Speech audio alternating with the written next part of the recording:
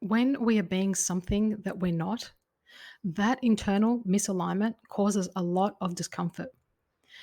When we gradually begin to question our identity or suddenly realize we are living a lie. In this video, I'm going to help you understand how this is relevant to those of us raised in dysfunctional families, those of us in relationships with extremely controlling personalities, those raised in cults or other oppressive environments where we may not even have had the opportunity to form an identity, besides the one they approved of, which benefited them. When you realize that you being a certain way actually benefits someone else, that you're basically their puppet, that inner irritation grows because you know you've been somehow manipulated and exploited. Perhaps that identity did not serve you at all. In fact, it kept you limited, stifled, unable to be who you long to be.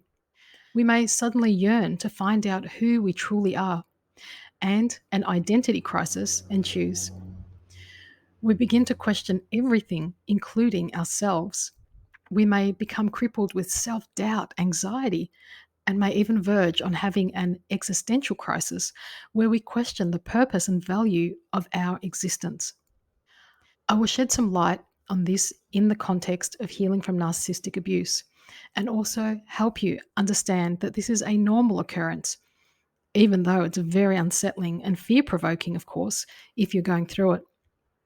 I hope to offer you some comfort and guidance and alleviate some of the confusion and stress if you feel stuck at this particular phase. And I'll be diving much deeper into the different stages of healing in my intensive program.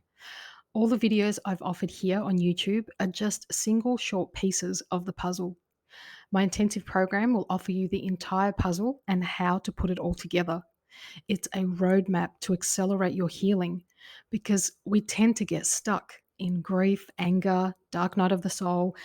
These and many others are stages we must integrate properly in order to move on and be free of the pain of remaining enmeshed in this transgenerational trauma. It doesn't need to be complicated or take as long if we have guidance, support, and a blueprint. I hope to offer that to you. And if you'd like to register your interest, please let me know below or leave your email in the description box so I'm able to contact you to see if we are a fit when I'm ready to take enrollments.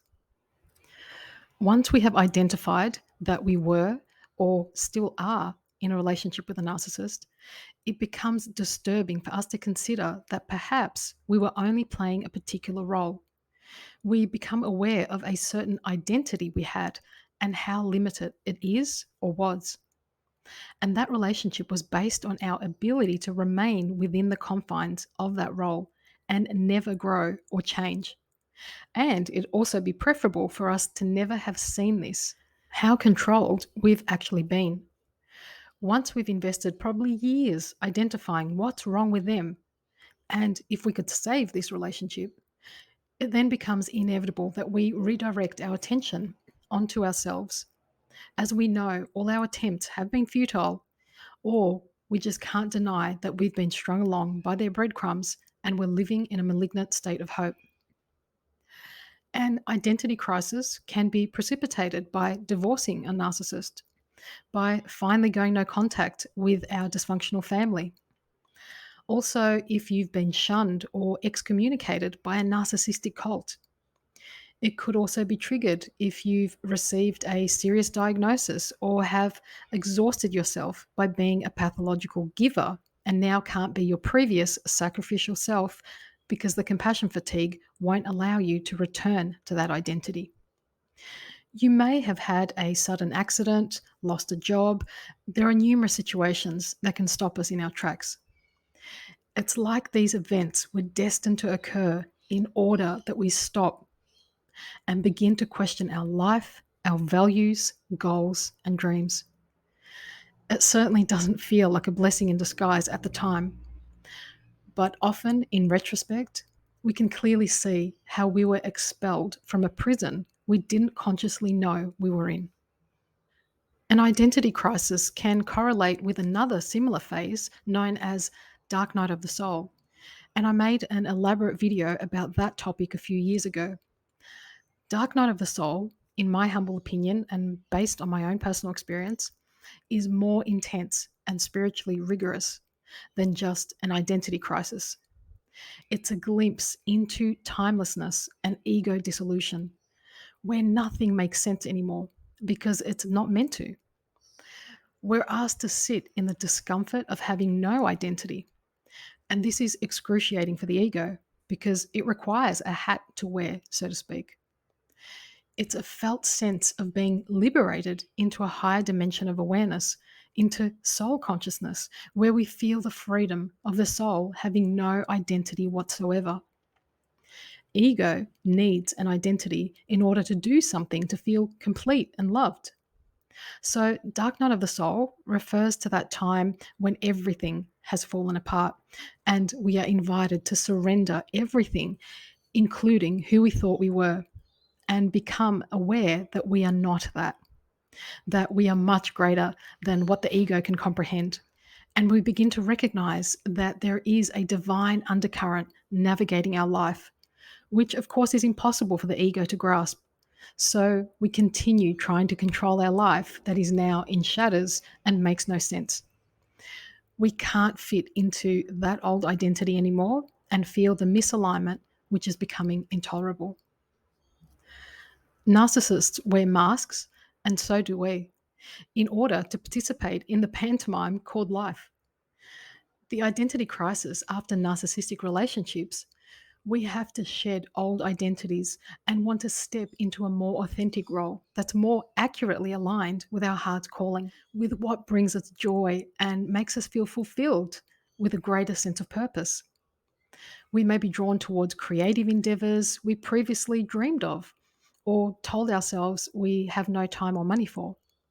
But now creativity becomes a priority because we sense how it fuels us energetically. Creative expression becomes like the oxygen we breathe.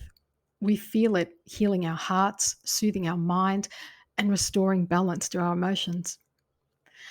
Inspiration is when we are infused with spirit, and these subtle matters become paramount in our awareness. We become even more sensitive to what drains us, what siphons our joy and peace. And what's amplified is our attention to those activities we love and people who encourage our creativity. We may have worries about how am I going to afford this mentor or this workshop, and miraculously, everything seems to fall into place. When we are in heart alignment, doors open where there were previously walls. During an identity crisis, it can become almost painful to not do what you love. It may be painting, drawing, writing, dancing, knitting, or playing an instrument. The activity doesn't matter because it's the energy that that activity brings in that nourishes your heart and speaks to your soul. Interestingly, narcissists usually discourage or prevent us from doing all the things we love. They are envious that we are able to feel so much, and it's visible how happy we feel when we are inspired by our calling. Narcissists will create obstacles, they will sabotage and guilt trip to stop us in order to prioritize them and their demands. But this is how we begin to slowly feel like we are dying because we need to nourish our heart by following our inspiration. After narcissistic abuse, it takes time to rediscover who we were before they told us who we were. These relationships strip you of any previous identity. So, going through this stage could be scary, but could also be a wonderful time to discover new interests, hobbies, learn new skills they discouraged you from developing or told you were never going to eventuate. Don't allow their narrative to erode the little confidence that you may have. And you don't have to have it all figured out. Be patient and enjoy the journey. It's also important to have role models and to surround yourself with people who inspire you. These activities should always be encouraged because this is how we find ourselves. These activities bring life back to the most despondent and hopeless person. They help you find a new identity, a truer version of who you are and what you came here to share with others. I guess it's somewhat normal to have an identity crisis when we've outgrown a phase of life. when children leave the nest, when a career we've invested in starts to no longer hold the same appeal, for example. But what I want to leave you with is that no matter how many identity crises we've had, these identities are not who we truly are. Who we truly are is beyond all of that. It's not subject to change or needs any sort of development. It just is. So remember to wear whatever outfit lightly, enjoy the process, create it and express it. But don't attach to it too tightly or take it too seriously, because nobody is taking any of that with them when our time is up. What we take is the love we shared. Everything else must be surrendered and left behind. So if you're going through an identity crisis after narcissistic abuse, please keep this in mind. You will get through it. It will get better. Your heart and your soul know the way, even if your ego doesn't. I hope these insights offer you comfort and validation that you are not alone. And let me know in the comments below if you're currently navigating an identity crisis. And please stay in touch if you'd like to learn more by registering your interest in my intensive program, where I'll be able to help you in a greater capacity.